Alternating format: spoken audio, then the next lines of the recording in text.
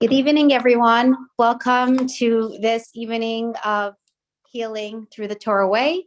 We're going to start off with giving because we always want to, if everyone can please go grab some tzedakah. We always like to start off with giving. How we give, that's how Hashem is going to give to us. So please give generously so God could give us generously.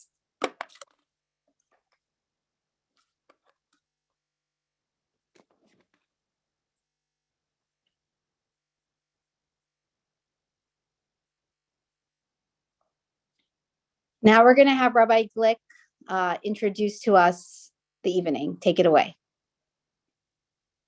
Good evening. I'm honored to have the opportunity to introduce Rabbi Wolf, a Lubavitcher Chossid, rabbi, lawyer, and educational psychologist. Rabbi Wolf is an internationally renowned lecturer whose teachings help people master the consciousness of mind and emotions. He's also the founder and dean of Spirit Grow, the Joseph Chris Center in Melbourne, Australia. Rabbi Wolf's work has been lauded by spiritual leaders, including Rabbi Lord Sir Jonathan Sacks of blessed memory, the Dalai Lama, and Rabbi Mordechai Eliyahu of blessed memory, the chief rabbi of Israel, from whom Rabbi Wolf received his rabbinical ordination. I'm just going to go off the script for a second. Rabbi Wolf and I go way back. I had the incredible opportunity of sharing my childhood with one of Rabbi Wolf's many amazing children, and got to experience hours in his house, at his table, and can attest at the level of a fellow person, not just someone reading a script. Rabbi Wolf is an amazing person who has raised and continues to mentor, I'm sure, and to raise an incredible family of beautiful people. And it's both a privilege, a real true privilege and honor to be able to have my little part in introducing Rabbi Wolf. And I'm looking very, very much forward to hearing what you have to say. Thank you very much. That's very kind of you to introduce with those very generous words, and really, really lovely to see you again. Wishing you hatzlacha and everybody. It's a very interesting topic that you've asked me to share with you. And it's a topic that arouses deep feelings, personal opinion, and belief systems, especially amongst those people who are suffering to some extent with body ailments. I'd like to share with you, to the extent that I can, my understanding of the process of healing. I'll address briefly some of the healing modalities that are currently in vogue and that many people are attending one way or the other. But most primarily, I'd like to share with you the view of the Rebbe in terms of healing per se. I was very fortunate in having a number of yichidusin with the Rebbe. And at one of the early yichidusin, at the end of the discussion, and I remember it was a lengthy yichidus of about 50 minutes, the Rebbe asked me to do a favor for him. And that was to convey a message to a certain individual in Australia. Now, I wasn't prepared for this. The Rebbe first asked me, what is my opinion of that individual? And I stalled. I didn't want to say anything that might be critical. And I seemed to evade the question, but the Rebbe very quickly pulled me up and said, I asked you, what is your opinion of that individual? So I said, I'm not totally at one with the approach to healing that that person carries out. It's done in a setting which tends to be Eastern. There seems to be incense that is burnt at the session. And there seems to be an intermixing of some of the Eastern thoughts with healing processes, including a consideration of Chassidus. the Rebbe said, when you get back to Australia, please ring the person and tell the person that I, Laibl Wolf, don't agree with your approach. And it was left at that. And I certainly did so when I came home. Very difficult for me to tell a person a criticism, especially if it's originating with the Rebbe. But it aroused in me a further quest to understand what might be legitimate healing approaches for Jewish people, because humanity is not uniform spiritually, nor culturally, nor in many other respects. There are 71 different soul systems in creation, of which the Jewish soul system is but one. But we were given a manual many years ago when you and I first met. Do you remember when we first met? It was called Har Sinai. No, short-term memory. It happens with age. And there we were provided with a manual for life, which includes healing approaches. Now, when I first discussed this particular point from the Chassidus with my good friend Chaya Mink-Benchemhoun, and she said I should spread it. I hadn't ever actually spread this particular story, but it was advised that perhaps I share it with you this particular evening. So let's begin in this particular way. We're the product of a binary system, a dual system called Guf and Neshama, body and soul. And the soul animates the body. Now, the idea of animating the body is understood theoretically, but we don't necessarily all have that sense of feeling for what takes place. For example, should a person, God forbid, die, and we should all live bis 120, then although death has occurred, the body parts, a few seconds after death, have not decomposed. The eyes have not decomposed, the ears, the brain, and yet we have stopped seeing, we've stopped hearing, we've stopped thinking. And you would say to me, Laibl, that's quite obvious, but it's not so obvious. Why is it that if the organs of the body are completely intact, that we have stopped functioning? So clearly, there is some energy force, and I'm using the word energy as a metaphor, because too many people today use the word energy very tangibly, so I'll discuss later. That there's some animating force, an energy that stops flowing. And our experience of sight and hearing is the product of the interface between the neshama and the guf. It's a bit like you have a light bulb, but unless you go to the wall and turn on the switch, it won't light up. Why? Because the circuit hasn't been opened. But you know as well as I do that the switch at the wall isn't the beginning of the circuit. It really begins at the edge of the house. And not only at the power board at the edge of the house, but it really begins from a power station, which may be many miles away. And not even there. It perhaps begins at the source of electrical production, which may be a water-based energy system.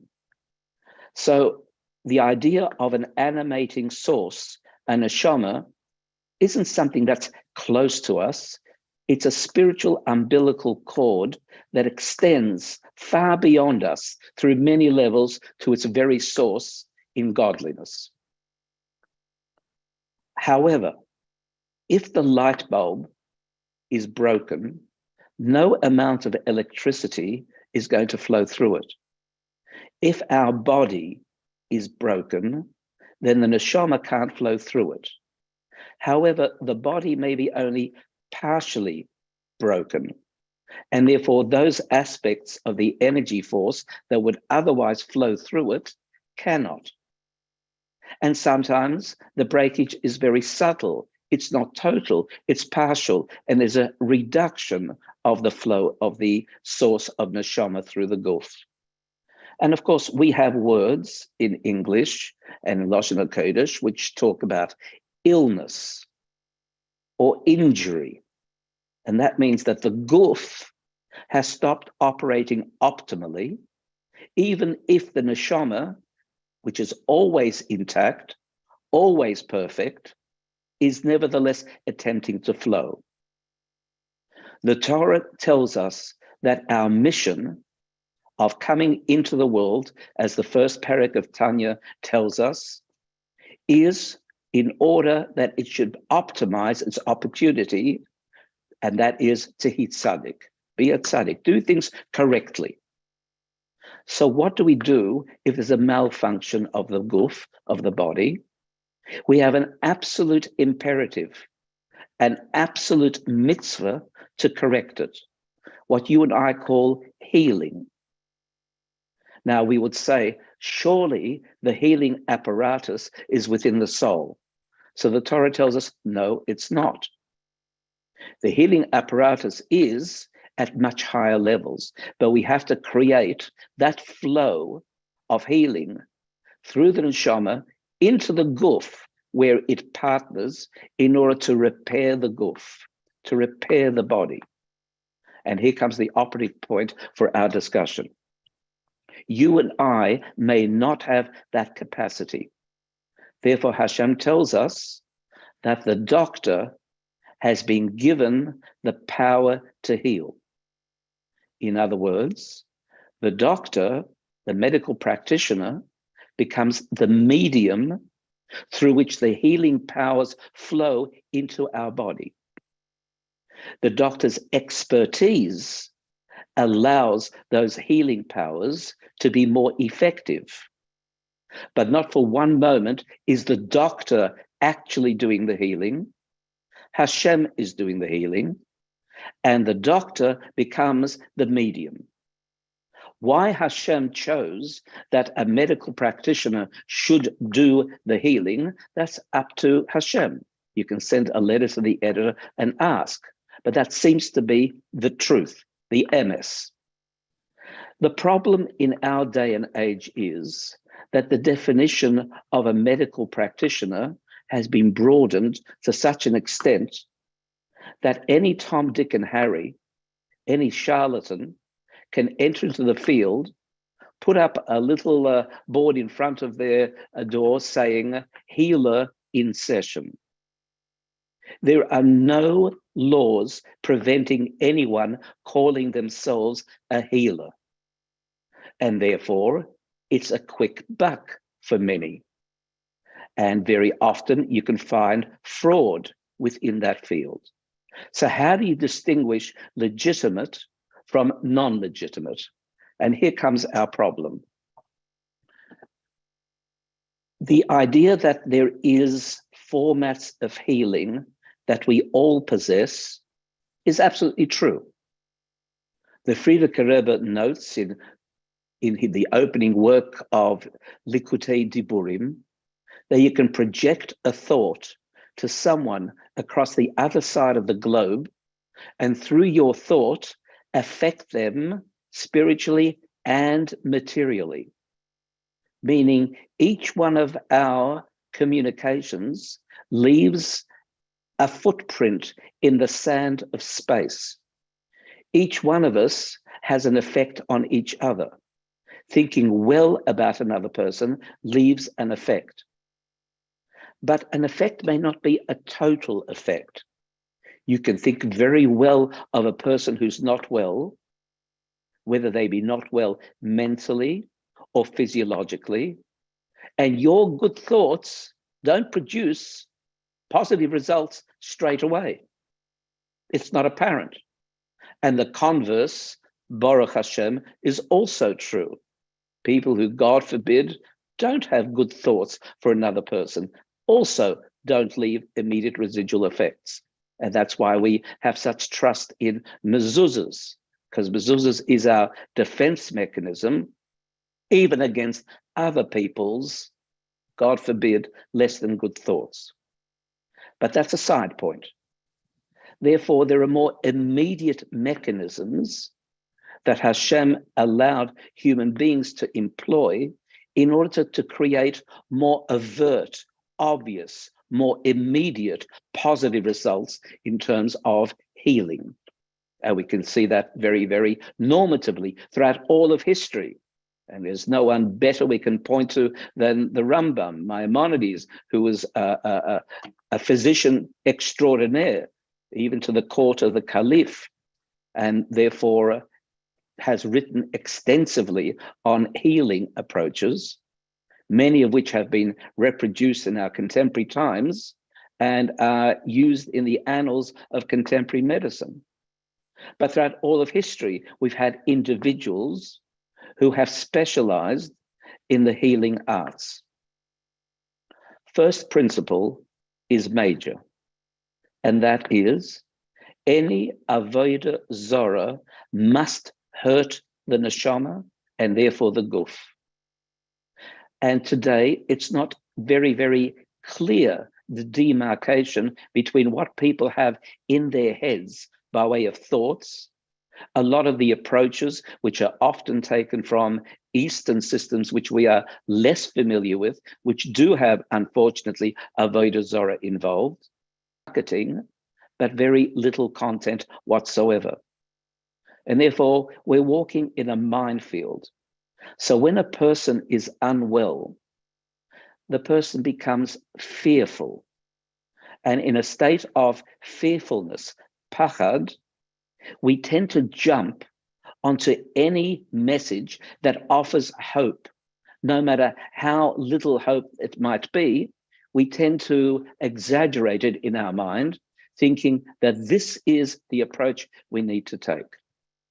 And because we live in the media era, where the marketing of any individual's thoughts and ideas carry so distantly and powerfully into our psyche, there is great confusion as to whom we should turn to. I know that the Rebbe was very, very much in favor that we always use what we commonly call normative medicine. Medical practitioners who've gone through years of study, through standards that are set, passed examinations, and have had experience. And therefore, nothing can approach that particular standard. However, we have so many people who today also are practicing medical practitioners and who aren't necessarily possessing positive approaches of positive thinking, hopefulness, and a sense of optimism. And the reason is because we're living also in an era which is highly legalistic, so that any medical professional, and certainly hospital, has paragraphs and paragraphs of exclusion clauses, providing all the possible things that can go wrong that frighten us from even beginning that approach. And that's really unfortunate. That's another shortcoming in the society we live in, and we have to take that into account. And we can only use our common sense in assessing what the risks really that are involved.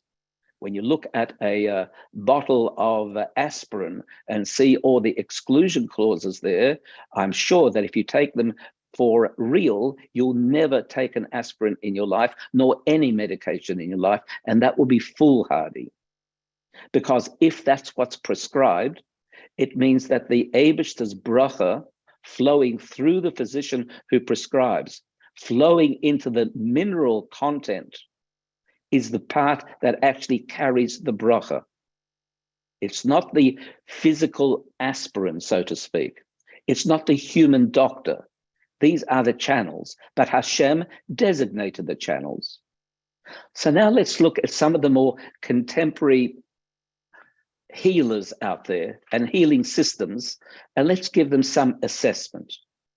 And my job here isn't to destroy the credibility of anything whatsoever. I admit I don't know enough to say with any certainty that this is definitely bad. I know what's definitely good, because that's how the Torah has indicated it, how the Rebbe has explained it. Going back to one point before, the number one setting, the kind of mindset that allows medication to operate optimally is positivity and optimism. That must be the human ambience. We call that emunah and bitachon. And you will be familiar because the Rebbe often advised people to read Shar HaBitachon, which was written in the 11th century.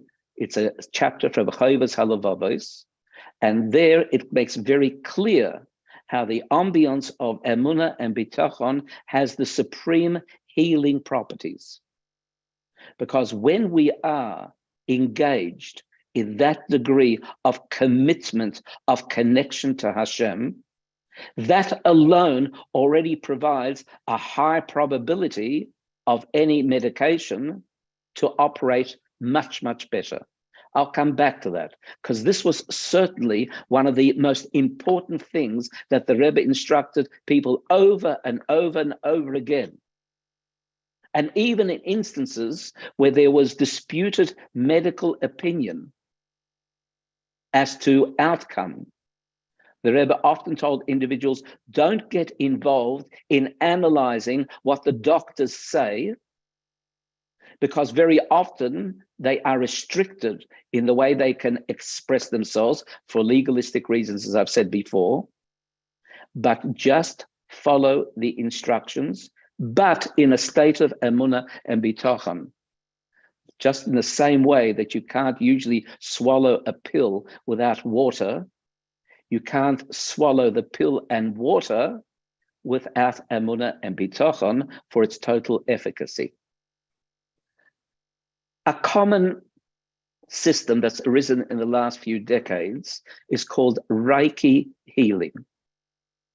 Now, Reiki healing was devised by Dr. Usui, those of you who look at the history of it, who was a Buddhist monk who followed some of the strands of healing that arose in the tradition of the Japanese. And he evolved a system whereby he claimed that we can simply direct energies to each other directly for healing purposes. He died fairly young. He was 59 years of age.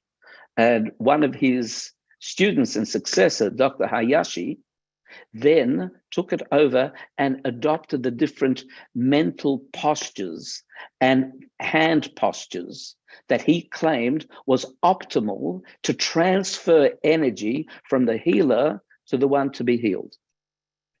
Firstly, we know full well from the Torah that very few people have the capacity to direct and focus healing energies, using the word energy loosely, because what we're talking about is directing our neshama. All of us, in a sense, have a flow of neshama that doesn't stop at the surface of our skin. We radiate beyond the surface of the skin, as the Friedrich Rebbe mentioned, as I quoted you earlier from Likutei Diburim. But to have the capacity to be able to focus on an individual in a certain way, with a completeness of mind and heart, to be able to achieve a result on the spot, very few people do that, can do that. In our instances, the Rebbes could do that. But do we know other people? Yes, Yechidim. I met an individual, a frum Jew, didn't practice Reiki healing, knew nothing about the word Reiki, but with a sense of touch, he was able to assist and heal a person. Not every time, but a much higher rate of success than you would normally expect from just probabilities of random. So there are individuals, but they're far and few between. Unfortunately, most people who undergo what's called Reiki healing, it's really a placebo effect. Now, I'm not dismissing placebo. I think placebo is the most wondrous proof of emunah and bitachon. We know that placebo effects can be so powerful that they can be seen operating in real time, where skin goes red, rashes appear or rashes disappear through the placebo effect. How do we know it's a placebo effect? Because the double-blind tests ensured that there was absolutely nothing in what was being administered, and yet the effects took place. In other words, our belief systems are extremely powerful. And if you commit yourself to the healer, quote unquote, you are healing yourself. But there is a double-edged sword there, because even in Reiki, there are certain mental postures that are adopted, and not always are they kosher. In Christian Reiki healing, you have Yoshka and other things coming into the practitioner's mind deliberately. In some of the Eastern formats, you have some of their gods appearing mentally. You don't know that.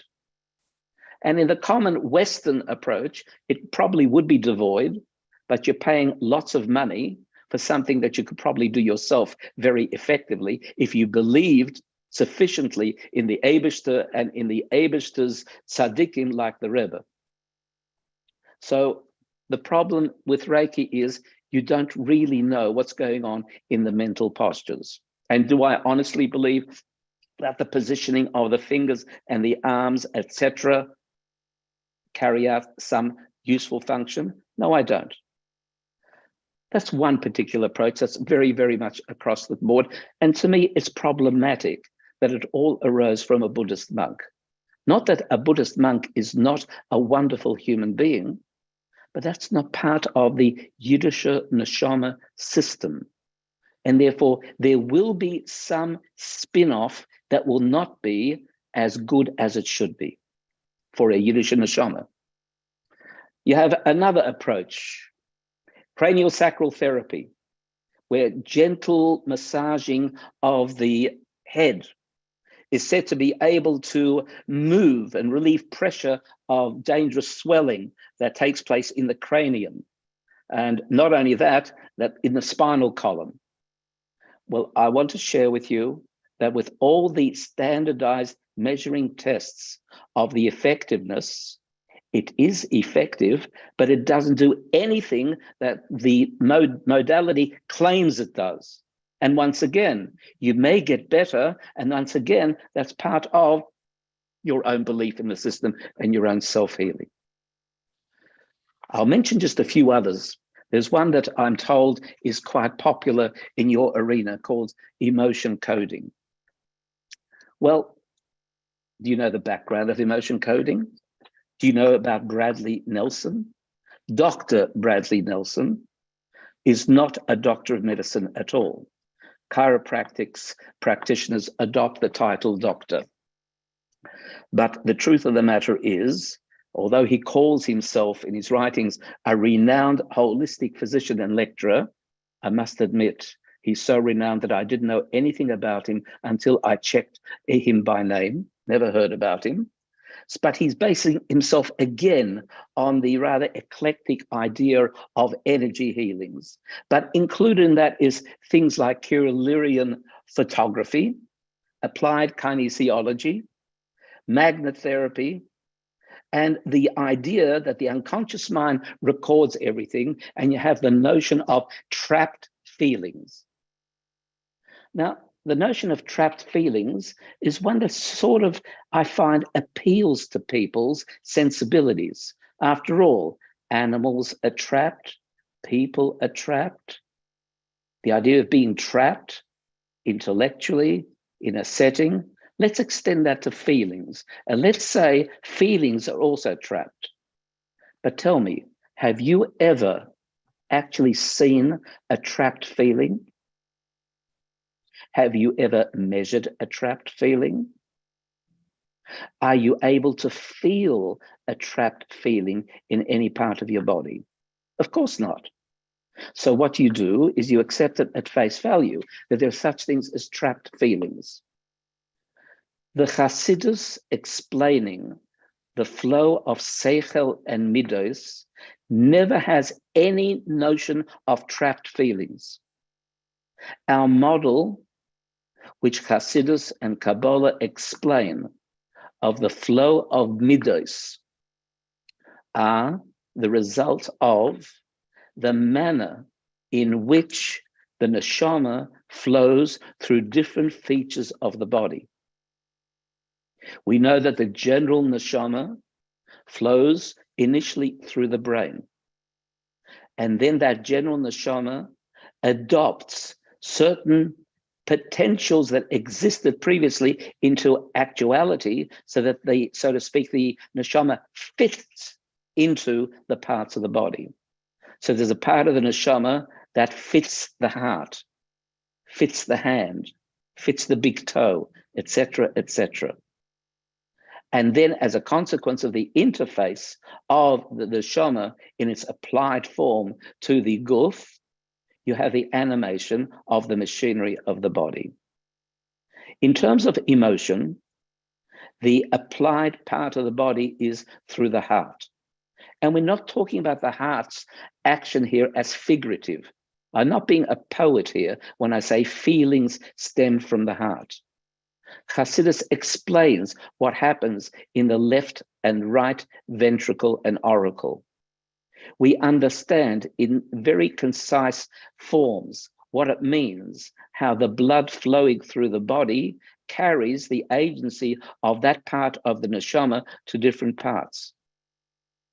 If there's any trapping, it's because the blood has stopped flowing effectively, and for that you need a cardiologist, not emotion coding. But the idea of trapped feelings doesn't exist at all. No matter how appealing the notion is, no, to whatever extent people proffer and say, we can free your feelings through talk, whether that be through a psychologist talk therapy, or whether it's from a quasi-quack healer who also talks you through it, or offers you some visual toys like magnets and says to you, this works, and you believe that it works, and therefore it tends to work. Not completely, not long-term, and therefore please be careful. I could speak much more than this on emotion coding, the use of the term of unseen energies, energy balancing, energy fields, holistic healing in that sense, muscle testing mechanism, and using ancient healing wisdoms, and onwards and onwards. They'll throw the whole range of right jargon. It'll cost you money, and it's not necessarily at all useful. There are other modalities we can speak about. I mean, you've got a thing called theta healing. Theta healing, fairly recent. It was a person by the name of Viana Stiebel, who claimed she could cure cancer, amongst many other things, by using a certain wavelength of sound, which switches on and is able, she claims, to take pieces and junk of DNA and realign it and treat all disease through contact with a primal cell, which is of the pineal gland. Well, you can say anything you want. It doesn't work. It really doesn't work.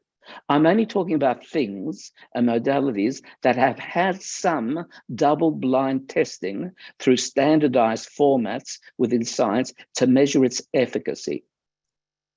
But they all work at another level, by the power of suggestion, which creates within you the auto-response of belief.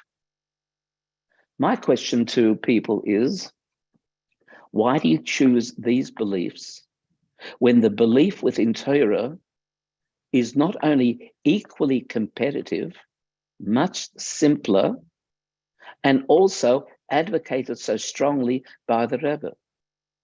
I've read a few letters by the Rebbe who said he wasn't so in favor of what's called alternative therapies.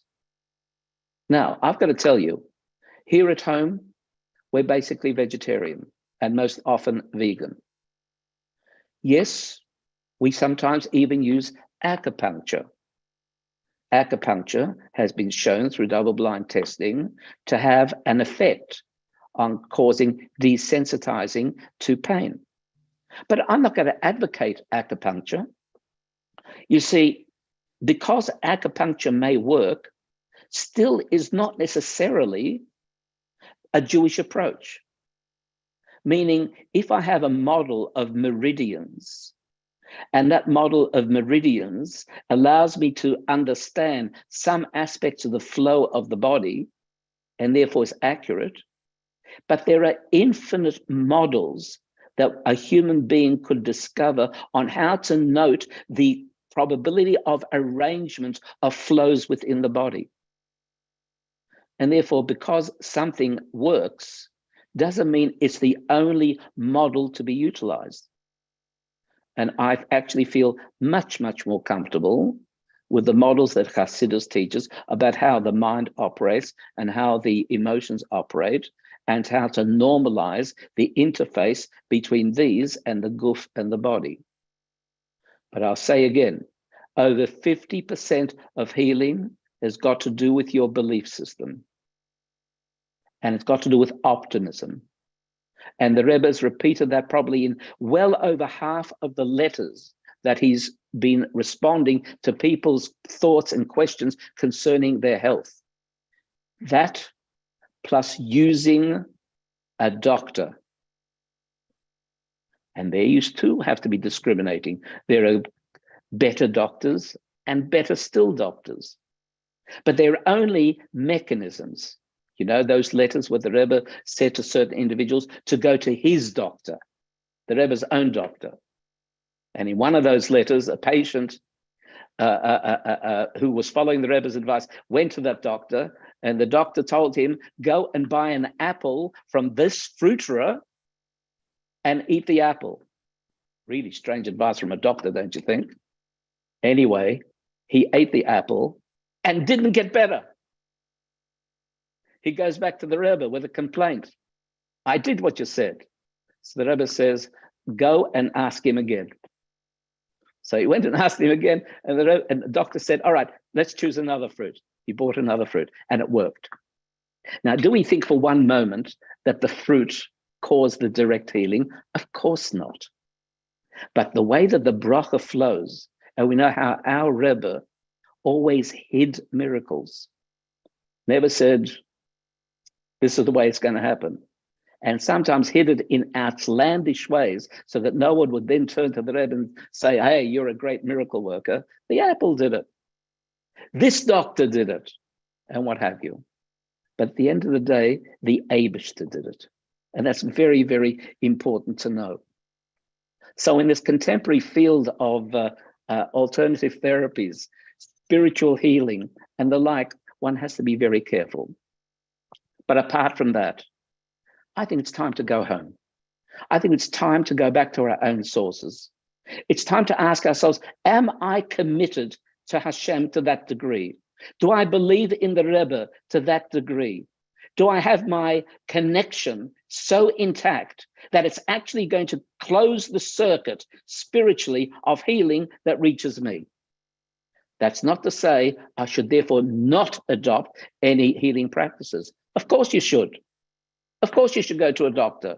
Of course you should go to a practitioner, because that's the approach that the apes that created the world, that it flows through there. And also, you can't be frivolous and say, I'm going to eat only ice cream and chocolate every day and expect my body to operate well. Or I'm going to be foolhardy and sit on my backside and never move my body and I'll be okay. You still have to be reasonable. You still have to know through common knowledge how a body operates best. Hashem created us with our own insight, with our own wisdoms.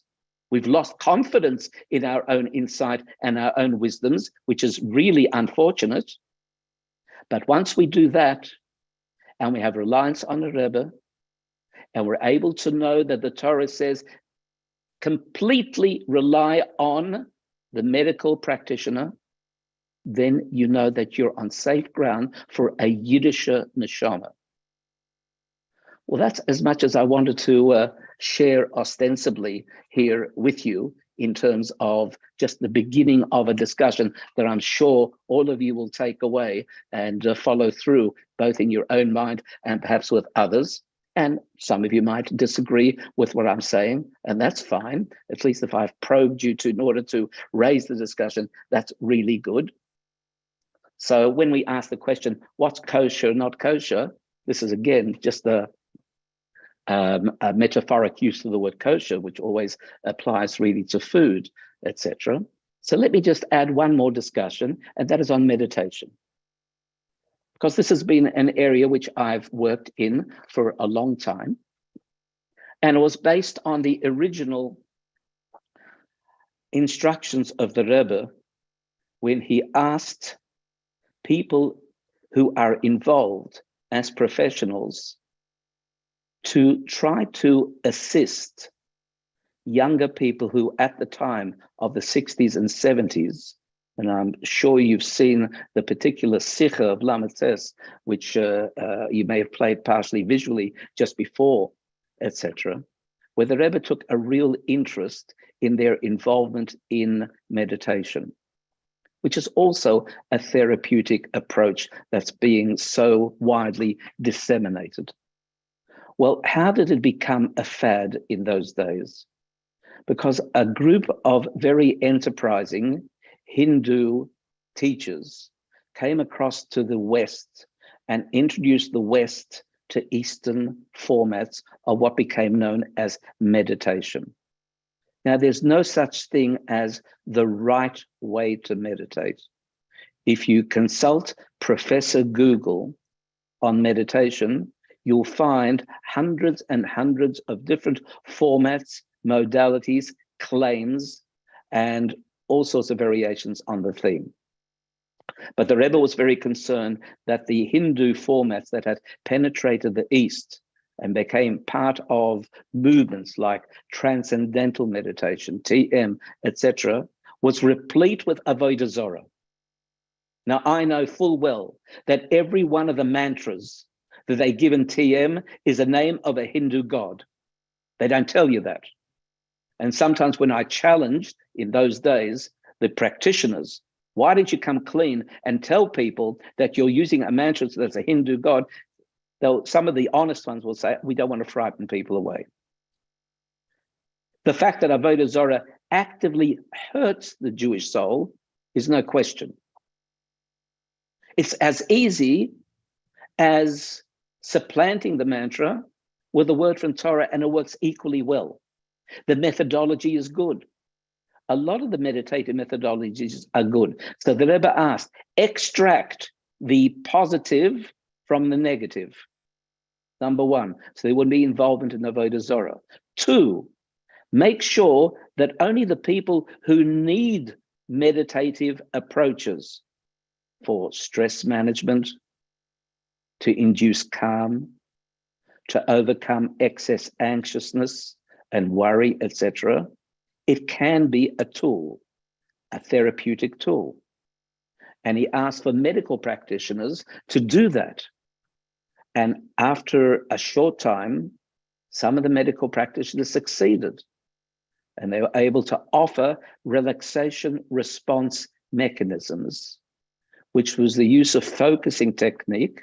If you want to analyze it in Chassidus terms, it's taking the quality of da'as and being able to focus it for an extended period of time on the principle that you can't think of two thoughts at the same time, which is a wonderful aspect of creation. Hashem created the human being so you cannot think of two things at the same time. You can oscillate very quickly between two thoughts, but not in the exact moment. Which means that if you're involved in anxious thoughts, worrying thoughts, stressful thoughts, which then obviously affect the workings of the body, because anxiousness, worry, and stress affect us down to the cellular level of chemistry of the body. It hurts the body, and therefore we need to obliterate it, get rid of it. So one of the mechanisms I use is called displacement. I teach people on how to change from negative to positive in a very simple way. I ask them, for example, I want you to tell me of 3 occasions when you felt supremely happy, absolutely joyous, ecstatic, whether in your childhood or teenagehood or adulthood. Share them with me. And then I take them and provide them with 3 meditative journeys through each one of those. And I ask them to practice it 3 times a day for a month. They're reduced to 2 minutes. Each one reduced to 2 minutes. Why am I asking them to repeat it systematically? Because they have already habituated the negative, the stress, the worry. That's what comes first. 3 o'clock in the morning, you wake up and you've got this negative thing happening. So it's become habitual, which means that the neurotransmitters from the nerve end fibers have adopted a specific pathway, and it's a well-trodden pathway. And therefore, it's the first conscious thinking that happens. You worry, and then you worry, and then you worry. Therefore, to undo that, you have to create a new neuronic pathway in the brain, but it's new, it's fresh. It can't compete with the old. So you have to practice it and practice it and practice it. And each time you're practicing it, you also are displacing the other one. So you create a new habit of mind that becomes a positive habit of mind. Now, I've just said it in a few words. Obviously, it requires more work and more explanation. But I just want to show you that there are approaches to move away from negativity. But why? Why shouldn't a person spend time being stressed in life and worry in life? Maybe it's a great motivator, because it destroys the body. And the guf is holy. And the guf, the body, is the mechanism through which the neshama flows. And the neshama flowing is what is the result of the original instructions, mashbiim oisoi tehi tzadik. You have to get out in the world. You have a mission, this soul, you. And therefore, if you want to carry out honestly, properly, your body has to be in good shape. And worry and stress destroys the body. So meditation has its place. Whenever I wrote to the Rebbe explaining the different meditation techniques and programs that I'm doing, I always received a tach. The Rebbe was happy with what I was doing. There were some things that the Rebbe was not happy, not in meditation, but in other things that I did in life. And the Rebbe was very frank with me and told me off good and proper. But in this particular arena, not so. So I want to wish you a lot of hatzlacha in a complex field of today. I want you to withstand the whole badgering of the media. I want you to go on media fasts and stop listening and watching what seems to be interpreted by certain people about what's happening in the world. I want you to use your own common sensibility.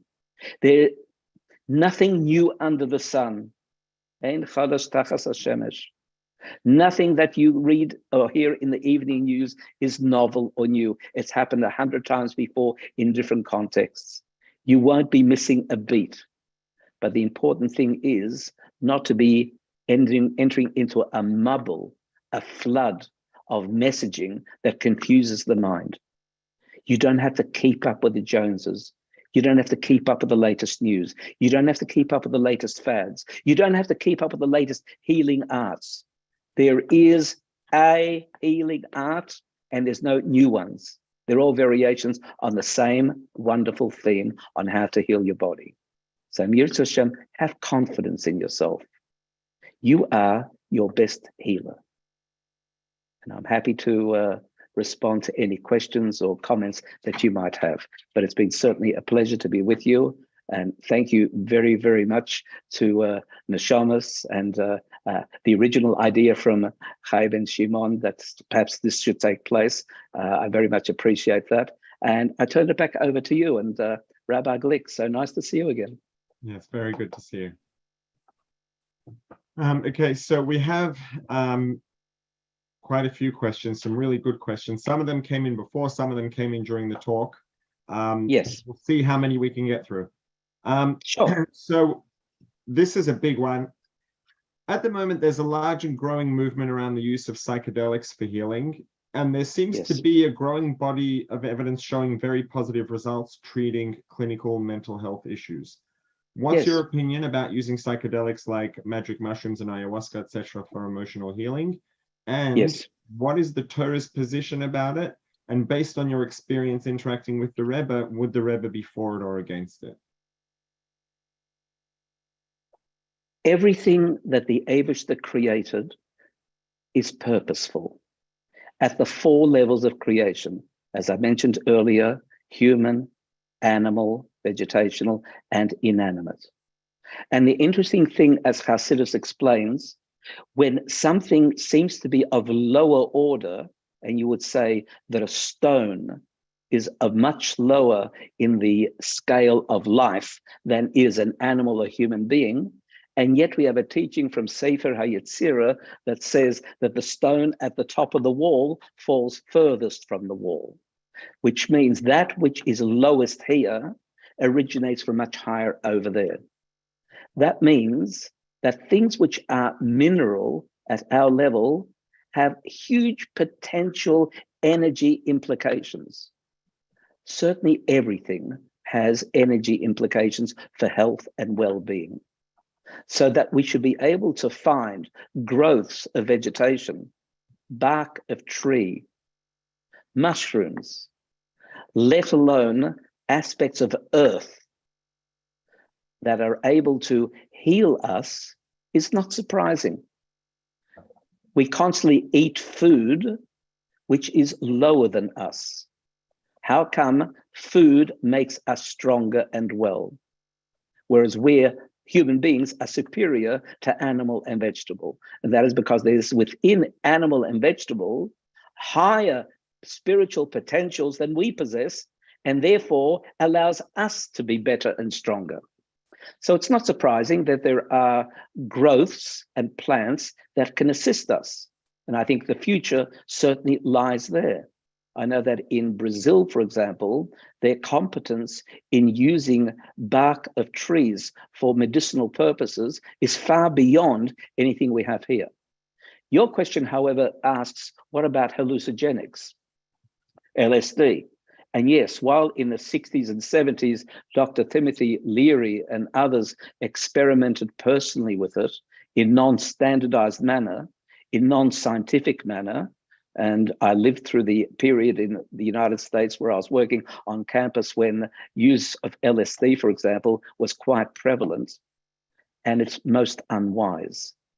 When it's used professionally in a manner that is able to be measured, standardized, and used correctly as a medicine, everything can be medicinal. So in short answer, I think that it's perfectly okay, but not simply to grab a magic mushroom and have a shot at it. But it's been shown that in PSDT and in areas of depression, it has been shown that it may be possible. And I underline the word may be possible because it's not universal, that it can assist. We're at early stages, but we still have to beware. I watched a program where a group of psychiatrists were followed in their application of psychedelic drugs. And I must tell you, it was horrific. They're working from first principles, overdosing. There's a number of very major court cases between patients and administrations of the drug, etc., because it's not used in a standardized, correct manner. So anything can assist. Everything's got the potential, but we as human beings have to be clever and wise as to the use, and we should wait for the correct evidence to come out, and the specific dosaging and the specific orientation and use of it has to be worked out. I think we're at still early stages, but I think that like all things that Hashem created, there's potential in everything. Okay, thank you. We're actually going to have, I believe now, a short video of the Rebbe, and then we'll continue with the questions after that.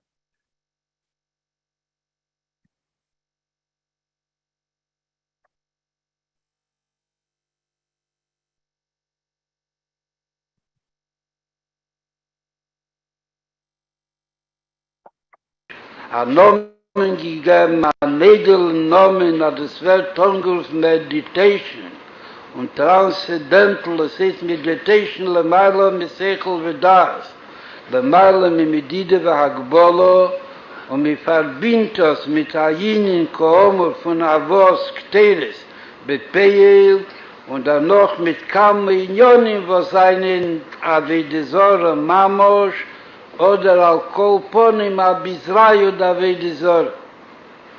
Me gefindt sich doch in a Cheshach Koffel und Kuppel von Golus, I Koomor Leyil, mi sich nicht mischaier die Zoll, von idische Kinder, Englisch, Mädlich, a viele Echet Erwachsene, was einen hereingefallen bepach, Jekschim, a wie seine gewähnt zurudert, oder a Chaver oder a Chaverte gewähnt zurudert. Und bischaß ist hereingefallen in unter dem Kult, wie sie rufen das Sohn.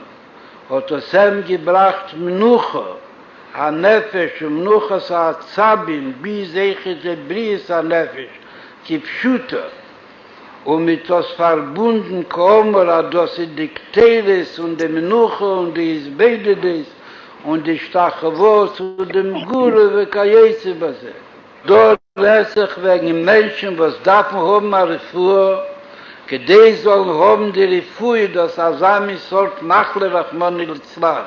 Was zu allen Menschen darf man beruhigen die Nerven und beruhigen Nafsche Bichlal, wo das kann sein, darf durch den Weg, was hat, Ayinen, wo das wird angerufen, mit der Bescheid Meditation. Wie Koomur Leyil, das Bedürfnis von Shemesh wie Yoreach, sie hasst wie Scholem zu sagen, das muss sein verbunden mit Ayinen Shalavedizore, das Ayinen Shalrefuhe, wie mir sagt es bepeir, die, was haben geprüft, heilen, in a kosher Neifen, Nongteri, Sompessel, Oninjoni von Avedesora, viele nicht Abizrei, Avedesora, in Druf Maslier gewesen.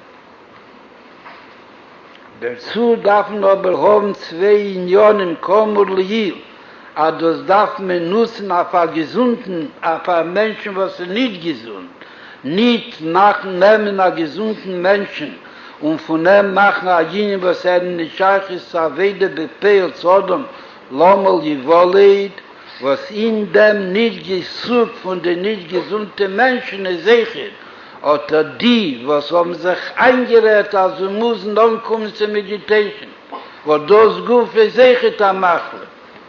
Darf man sein bewohnt, der, was sich mit Tappel sein, in dem Titel durch Meditation ist ein Mumche in dem Ihnen, das ist nicht Hepech HaShulchan, nicht Hepech HaBizrei Davedisoro und nicht ein Mumche in der Gehe von Standpunkt, von Chochmas Horefue, als wird es am Geben in Asami Neifen von Lei Poches für Lei Jeser.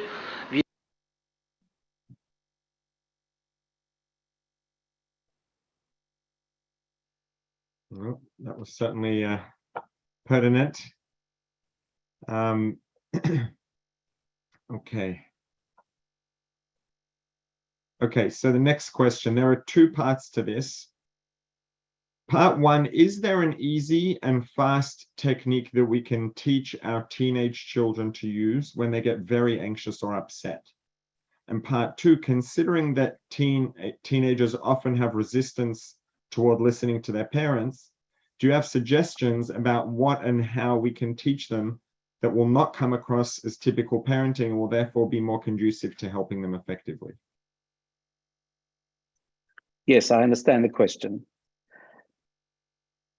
It's very clear that the most effective principle of parenting is not the lectures, and even the verbal information that we provide a young child, but our modeling, the way we comport ourselves, the way that we demonstrate our behavior to others in front of the child. That's going to be the most powerful factor that influences both the thinking and behavior of the child. Nothing beats modeling. You have to actually carry out your truth with your feet, not just with your mouth. And that applies in terms of the way that we approach problem solving and the way we respond to circumstances of life that we find not to our liking. Whether we go into panic mode, whether we lift our voice, whether we use words that are seemingly words of hopelessness and helplessness, because this is what the child picks up. So that's the first thing. So if you have worried parents, parents who easily undergo stress and who demonstrate that stress openly, it's highly likely that you'll have stressful children. Can this be changed? Of course it can be changed. But to intervene and create change obviously requires more effort, more time, and more willingness than at first instance. But there are most definitely ways of being able to assist. Another principle that the Rebbe often noted is pointing out that sometimes the people whom we are closest to are not the ones who can best carry out the message. And the Rebbe often said to ensure that a third party, a friend, carries out the message, because it may be received better. And this is sometimes the case between parent and child and third party and child, that the teenager specifically may resent a parent instructing him or her, if that seems to be the case, and therefore the use of a good friend to intervene and pass on this information may be better. And now to the substance of your question, are there quick methods? Yes, there are. There's ways and means of being able to learn how to change the modus vivendi of one's mindset instantly, one of which I explained a little bit earlier, and there are other approaches. And let me just quickly add something in terms of what the Rebbe said. The Rebbe said towards the end there that meditation should only be for unhealthy people. Do you recall that particular phrase? So does that mean that we should not meditate? So, and yet you and I know that Chassidim practice hisbonenus before davening. So how does that jive together with the Rebbe saying that meditation should only be for less than healthy people? So that comes back to the word meditation, whatever that means. Clearly the Rebbe wasn't saying hisbonenus is that kind of meditation. When the Rebbe was talking about meditation, he was talking about the then contemporary Eastern-oriented meditations like TM, etc., and to strip them of their avodah zarah and use whatever positive methods of pacifying the individual's mind and heart might well be. But there are focusing techniques that we employ constantly in life for effective decision-making. And what is hisbonenus? You can call it meditation, but it's better to be pragmatic. Hisbonenus means a number of things that follow sequentially. Studying a wisdom teaching of one of the Rebbes, we usually refer to that as a maimer, and then extracting a particular point or two from that maimer, spending time focusing on that so that you're gradually bringing it closer and closer to your inner self, and ultimately to the point where your daily behavioral approach reflects that piece of wisdom that you've internalized. That's called hisbonenus. Is that meditation? Well, yes, in the broad word meditation, it probably fits in. Is it meditation in the same kind of activity that the Rebbe was referring to, that we must draw people out of the cults? No, it's not. So we have to be careful how we use the word meditation. But what you said was quick methodologies, and the answer is yes. Okay, so the next question really is almost the same sort of thing, but self-directed rather than towards children. And that's what should, maybe a little bit more specific, what should one tell themselves when anxiety plays a role in their day-to-day life and it can be debilitating? Two steps.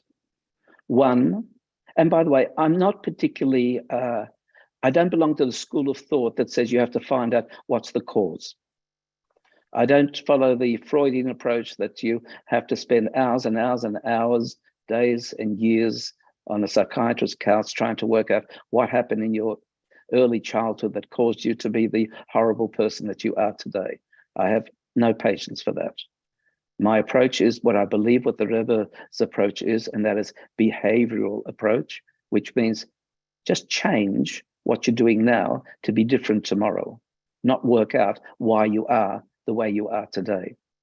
So in order to create change from being a stressful individual, one, you have to neutralize the stress, number one, which is following, for example, the method I approached before, to re-regulate a new habitual approach in the mind by changing the mindset in the moment. But then comes the second part. The second part is to train a posture of optimism, a posture of hopefulness, but more strongly, a posture of belief in the future. In the commentary that the Rebbe provides in the most recent edition of Shar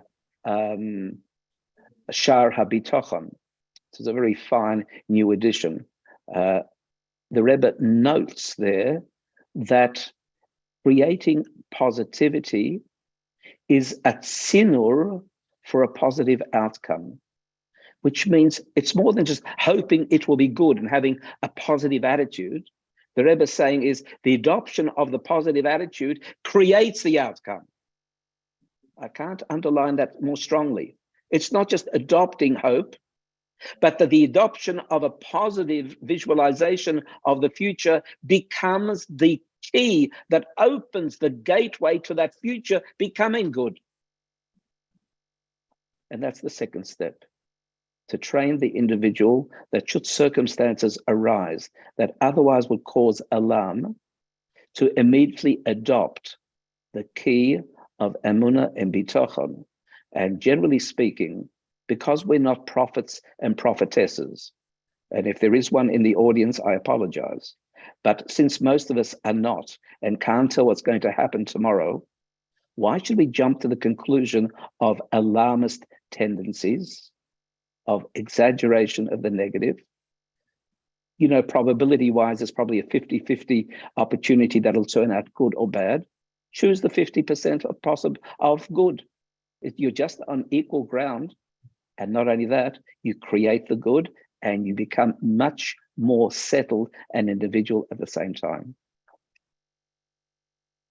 Okay, just I wanted to point out at the beginning, as you were starting to address this question, and you talked about not being a subscriber to the approach of digging deep back into the history. I mean, CBT, cognitive behavioral therapy today, the evidence that's coming out presently, recently, and continuing to accumulate is that it has a level of effectiveness at generating positive outcomes that's leagues ahead of the conventional talk therapy that's focused on digging backwards. And the orientation of CBT is exactly like you said. It's cognitive behavioral. It's moving forward. What do we need? How do we need to reorient our minds to generate the experience that we're looking for, as opposed to digging backwards? And the data on the efficacy at treating sometimes very severe and debilitating clinical illnesses is extraordinary. Yes, totally agree. So, okay, so next question. Is it okay to go to a non-Jewish practitioner? Okay, so you've sort of touched on this a little, but it's a bit more specific. Yes. Is it okay to go to a non-Jewish practitioner for biodynamic craniosacral? In addition to the physical healing, she can also sense the trapped emotions that are tied to the physical condition. How can I know if she's tapping into unholy energy to identify the blockage or to heal it? The short answer is you don't know, and there's a risk. Number two, I questioned the whole therapeutic approach that particular modality takes. I don't believe that it's directly related to healing at all, as opposed to the power of suggestion. But if you feel that you must, is there any difference between a Jewish and non-Jewish practitioner? Just on that general question, because that can apply equally to a doctor and to anybody, the Rebbe's approach is you choose the best, whatever it might be. And the Rebbe never said go to a Jewish doctor. The Rebbe says always consult a doctor. And whoever's the best doctor is important. So I wouldn't distinguish in the area of expertise, Jewish and non-Jewish at all. There's a wonderful little anecdote about someone asking the Rebbe about a mohel. There are two mohels that they were considering for the circumcision of their son. And one of the mohelim was a very profound and deep chossid that had lots and lots of inner kavanos when he carried out the bris. And the other one was not like that at all, but he was quicker. And the Rebbe said, choose the one that's quicker. Now, that's not directly related to Jewish and non-Jewish, but it points to the area of expertise. But as I said, I'm not at all happy with anyone who goes to that form of therapy, cranial sacral therapy at all. Okay. This one's heavy. What if we don't feel that the local community doctor where we live is especially good? If they have little knowledge of anything outside of their conventional training, such as nutrition, herbs, etc., is there a place to seek out a homeopath or naturopath that one feels may offer better quality care for their particular condition? It's very difficult to compartmentalize knowledge and say, when a doctor has this amount of knowledge, that suffices for providing medical treatment, or you need to have also this add-on and this add-on and this add-on, etc. So it's not an easy question to respond to, especially when today's add-ons are not in themselves clear and whether they possess efficacy at all. So if a doctor, for example, is not an expert in nutrition, does he have any consideration of nutrition without being a nutritionist? Or is that person, that doctor, completely oblivious of the importance of nutrition as part of health and well-being? These are important questions. And yes, you do want to have a doctor who understands what is all the different holistic well-being of an individual. But even in the holistic, as I said in most of my words, you have to be careful not to put there every single ism that exists, and every particular modality has to know about this and this and this and this and that. No, you have to use your common sense as to what is central. Since the Rambam says food, nutrition is the major area that is considered to be necessary for health and well-being. Clearly, a doctor who is not at all concerned about nutrition, perhaps we should ask questions about. Our approach here, my wife and my approach, is we go to specialists in almost every single arena. That's not to decry the GP, and it's not to say that your family doctor isn't a wonderful person. But today, because the world has so many specialists in their arena, if you know that there is a specific ailment that has an expertise that's handled by a specialist, you should prefer to go to the specialist. But then there are circumstances where you don't need a specialist, and you need a doctor who studied 6 years plus, and that is more than sufficient to take care of your family on a day-to-day basis as needed. Again, use your common sense. Okay, so this is actually, you kind of address this when talking about a Jewish doctor specifically, but it just came in now, but I want to bring it back to that question because it's related. Does a doctor's personal spiritual belief matter? So here it's not a question of Jewish versus not Jewish, it's a question of their beliefs. Yes. If you had two doctors of equal competence, and one had Jewish spiritual belief systems, which obviously would include emunah, then you would prefer to go to that doctor. No question whatsoever. If that option doesn't arise, then the emunah must come from you and the expertise must come from the doctor. So ultimately, I guess it sounds like the approach is very pragmatic, that priority number one is the practical competence of the practitioner. Absolutely. Okay, do you have an opinion about Bach flower remedies? I've read about it. I've looked at it. It's interesting that the Chassidus says that the sense of smell is the most powerful of the five senses. For example, when a person is, God forbid, unconscious, it may be useless to call them by name, but when you give them smelling salts, it may waken them into consciousness because the sense of smell penetrates deepest to the neshama, to the soul.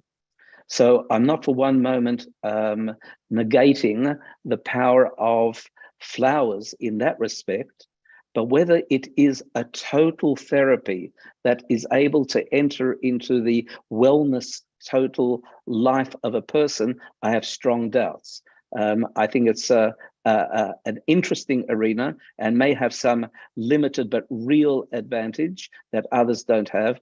But is it a total therapeutic approach that would take the place of your regular medical advice on the whole? No.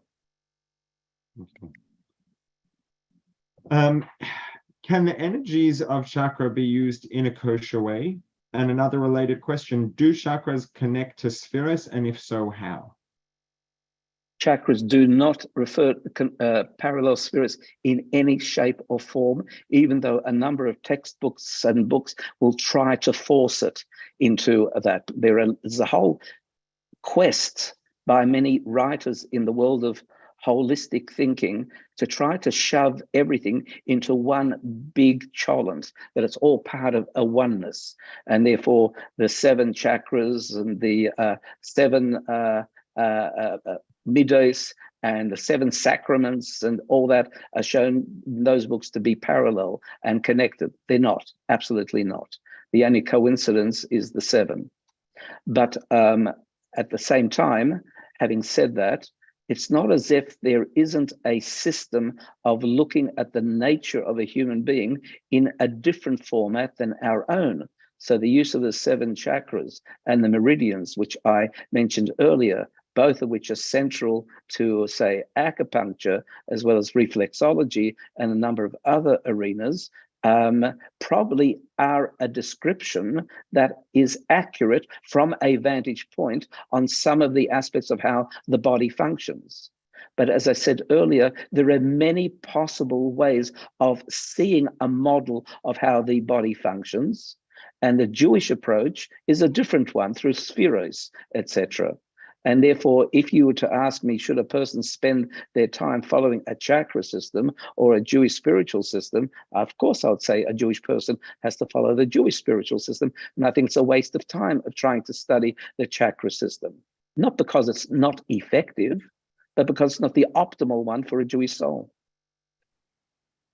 Okay, that's like a nice spin on bringing it all together.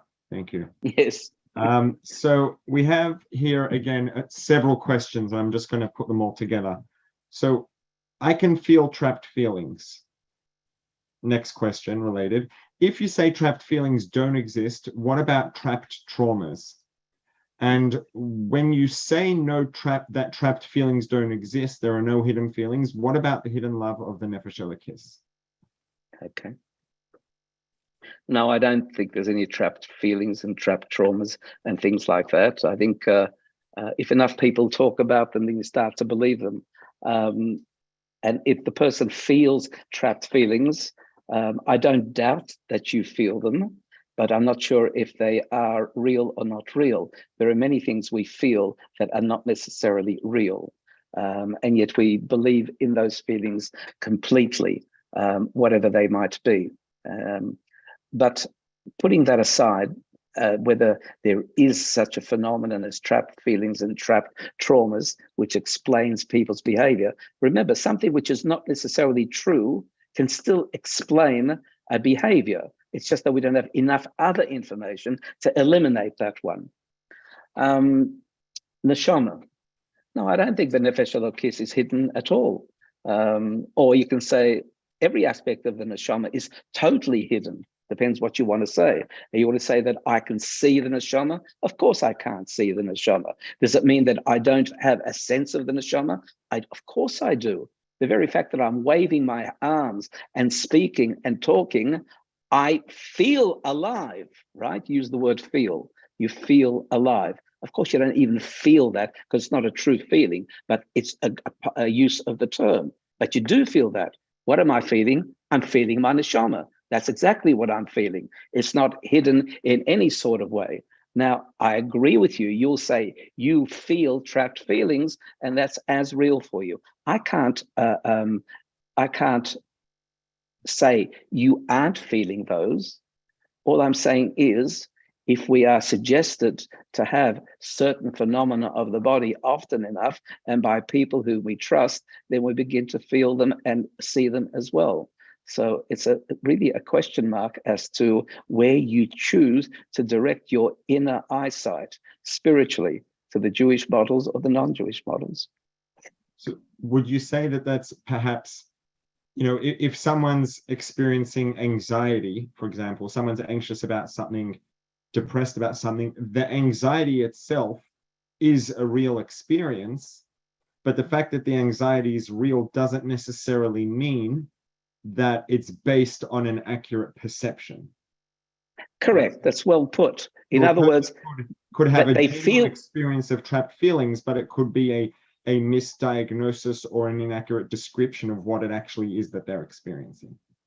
I'll even say it more openly. It's a mirage. People see mirages, but it's a mirage. And the proof of that is if someone is able to dissolve the anxiety, which it is clearly possible to do, where was it? And was it real?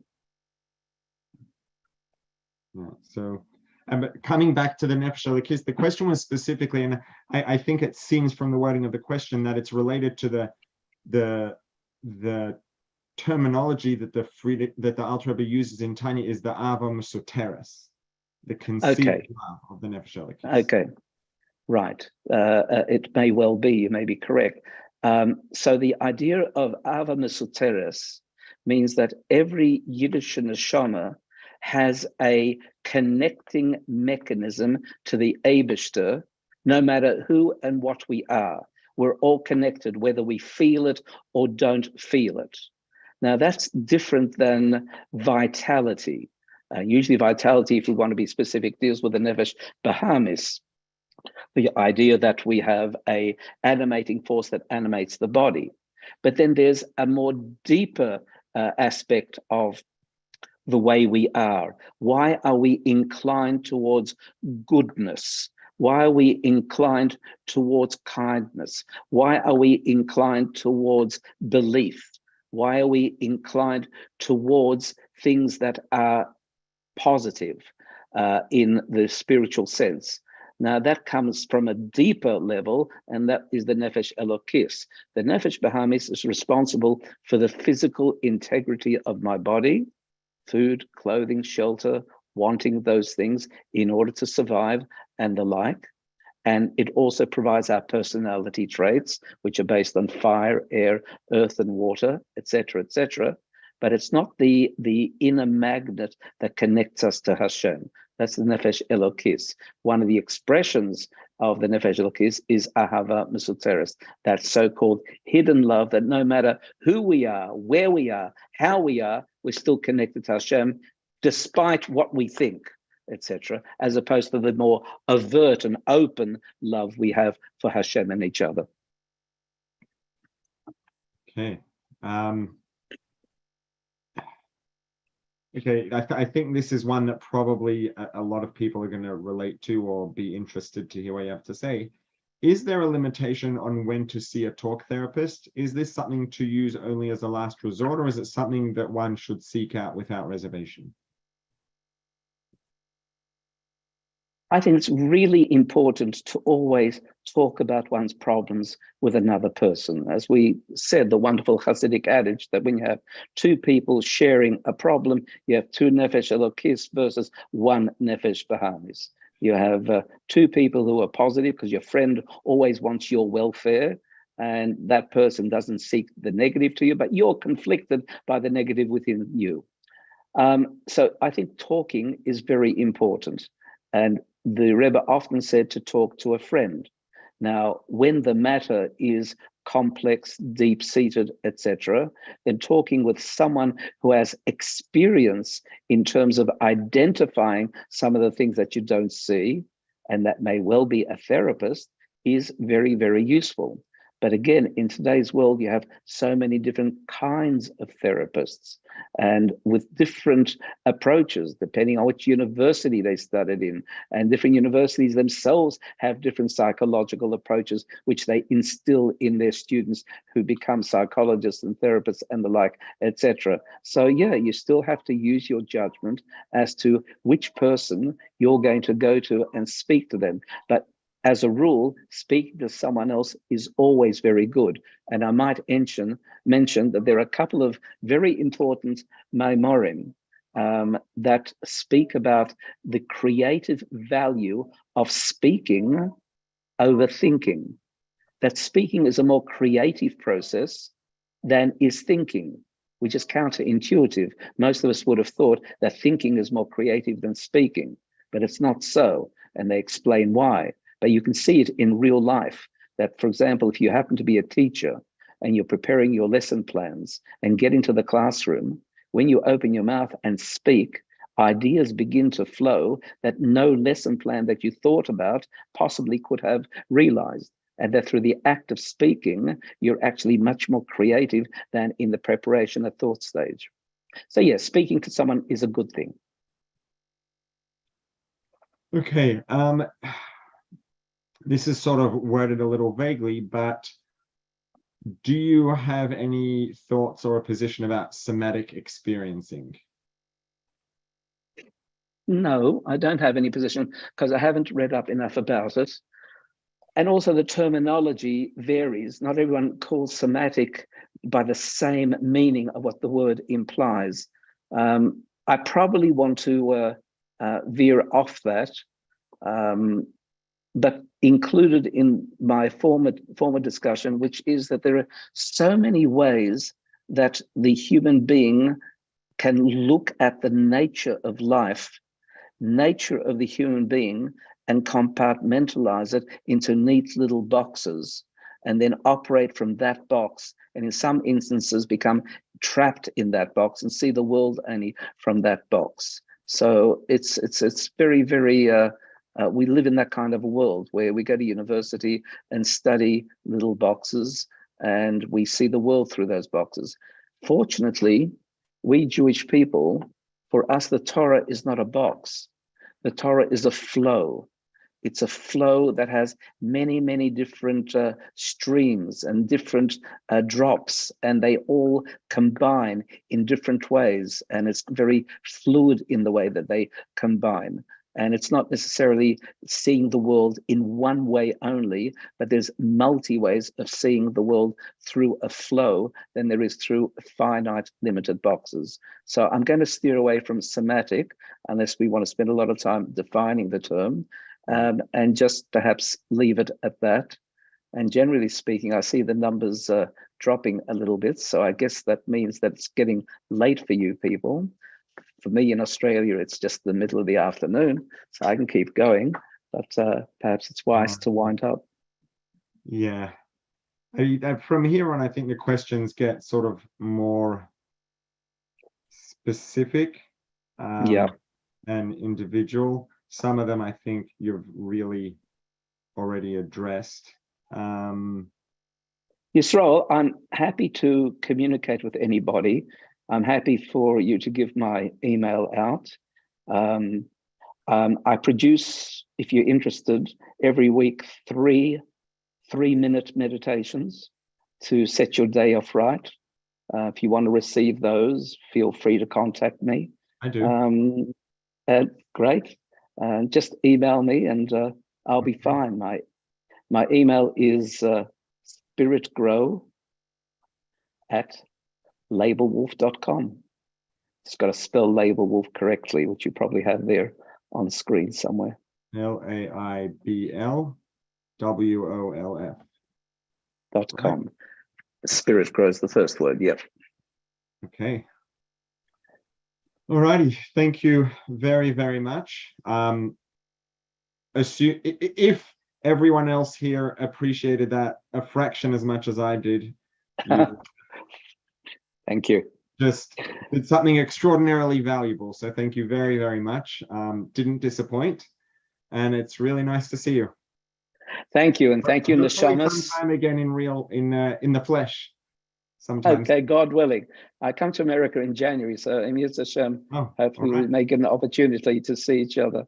Thank you, Neshamos, for hosting. Thank you, Chaya, for suggesting. And I look forward to catching up with some of you. Be well. Wishing you a lot of hatzlacha and a lot of good health. Thank you.